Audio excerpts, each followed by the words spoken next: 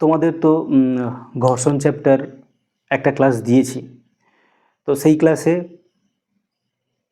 চলঘর্ষণ স্থিতঘর্ষণ এইগুলো নিয়ে আলোচনা করেছি এবং বলেছিলাম যে এই চলঘর্ষণ বা স্থিতঘর্ষণ নির্ণয় করতে হলে তোমাকে লম্ব প্রতিক্রিয়া বল নির্ণয় করতে হবে। এই ক্লাসটা তোমাকে অবশ্যই কী বলেছিলাম যে লম্ব প্রতিক্রিয়া বল কীভাবে নির্ণয় করতে হয় ওইটা দেখাবো, ঠিক আছে। তো লম্ব প্রতিক্রিয়া বল হচ্ছে কি, লম্ব প্রতিক্রিয়া বল কি, তো বস্তু তলের উপরে একটা বল প্রয়োগ করবে, বস্তু কি করবে তলের উপর বল প্রয়োগ করবে, তল কি করবে বস্তুর উপর সেই তলের সঙ্গে লম্বভাবে বল প্রয়োগ করবে, ওইটা হচ্ছে লম্ব প্রতিক্রিয়া বল। দেখো কয়েকটা এক্সাম্পল দিয়ে বোঝার চেষ্টা করো। প্রথমে একদম সিম্পল ব্যাপার, এটা একটা তল, ঠিক আছে, এই তলের উপরে একটা এম ভরে একটা বস্তু আছে, এই একটা এম ভরের বস্তু আছে। তাহলে দেখো এই এম ভরের বস্তু তার নিজের ওজন কার উপরে প্রয়োগ করবে, তলের উপর প্রয়োগ করবে। কোন দিকে, কোন দিকে, তো আমরা জানি তলের উপর এই নিচের দিকে, উল্লম্বভাবে নিচের দিকে প্রয়োগ করবে। তাহলে এই তলের উপর বস্তুটি দ্বারা প্রযুক্ত বল কত, এমজি। তা এমজি যদি হয় তাহলে তল কি করবে, তাকে প্রতিমিত করবে। তল তাকে প্রতিমিত করার জন্য ঠিক বিপরীত দিকে সমমানের বল প্রয়োগ করবে, তাই না। এবং দেখো এই যে বলটা তলের সঙ্গে ঠিক লম্ব আছে, তাহলে এখানে এখানে লম্ব প্রতিক্রিয়া বল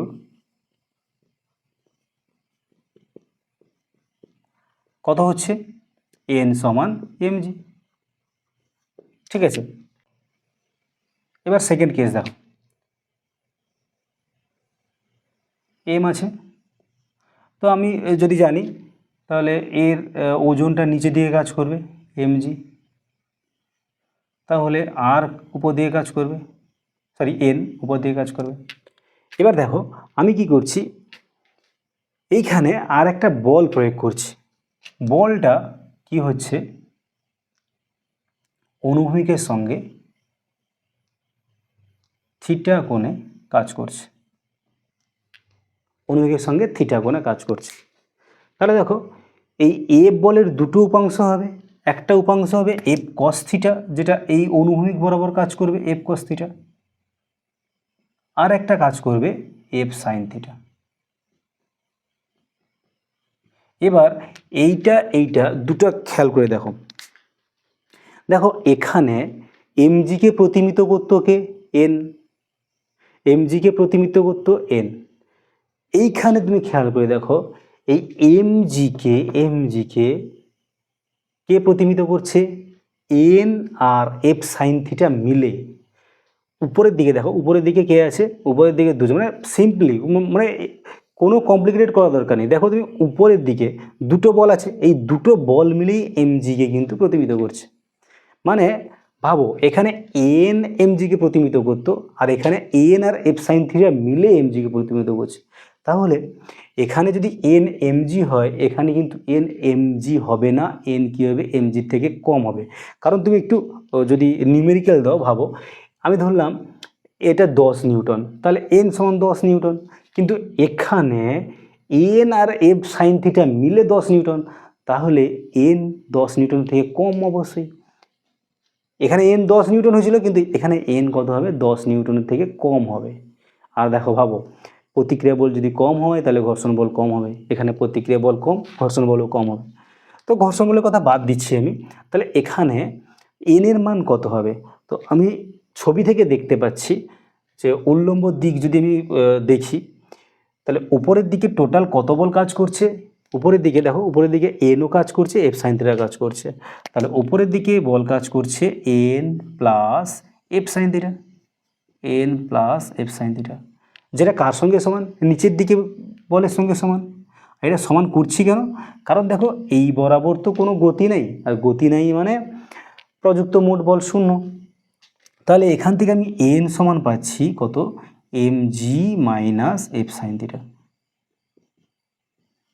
দেখো এখানে এন কত, এম জি, এখানে কিন্তু এন সমান হচ্ছে M G minus F sine theta. এবার ধরো 3 নম্বর,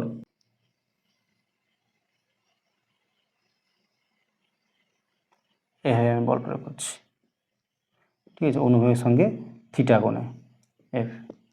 তাহলে দেখো এখানেও কিন্তু আমি কি করতে পারবো, বলগুলো এঁকে নেবো। এমজি তোমার নিচের দিকে কাজ করবে, এমজি এন তলের সঙ্গে লম্ব হবে, ঠিক আছে। এন তুমি অবশ্যই তলের সঙ্গে লম্বভাবে আঁকবে, এনটা অবশ্যই তলের সঙ্গে লম্বভাবে আঁকবে।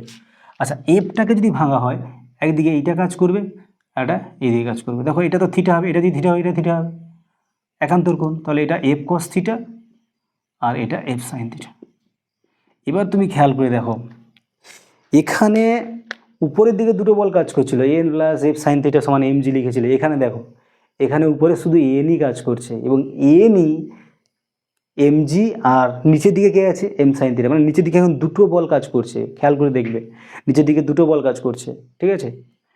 মানে তুমি অ্যাকচুয়ালি দেখবে এন বরাবর উপরে, মানে এনের দিকে কত বল কাজ করছে, এনের বিপরীত দিকে কত বল কাজ করছে, তোমার দেখার বিষয় হচ্ছে এইটা।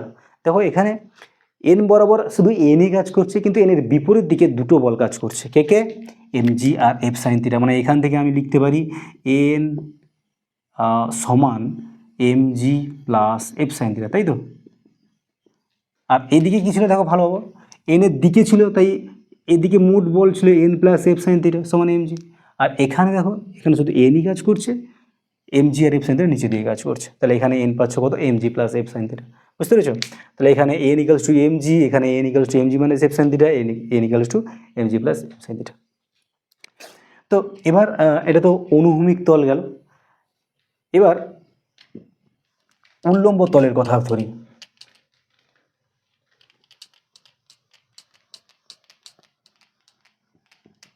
উল্লম্ব তলের কথা ধরি, তো এইরকম একটা উল্লম্ব তল আছে, এটা দেওয়াল ধরলাম, ব্যাস। এবার এই দেওয়ালে একটা এম ভরের একটা বস্তুকে কি করা হলো, ধরে রাখা হয়েছে, মানে দেওয়ালে চেপে ধরে রাখা হয়েছে। তো দেওয়ালে চেপে যদি ধরে রাখতে চাও তাহলে তার উপরে বল প্রয়োগ করতে হবে।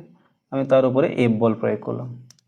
দেখো এখানে এমজি কোণ দিকে কাজ করছে, এমজি কাজ করছে নিচের দিকে। এবার তোমাকে যদি জিজ্ঞেস করা হয় এখানে লম্ব প্রতিক্রিয়া বল কোন দিকে কাজ করবে, তখন তোমার অবশ্যই উত্তর হবে তল যেখানে আছে সেই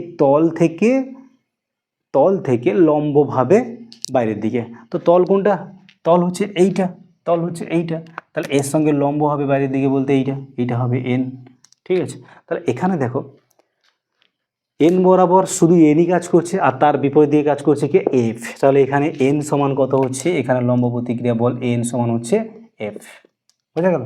তাহলে এখানে এন সমান হচ্ছে এফ। এবার আরেকটা আছে নততল, নততল।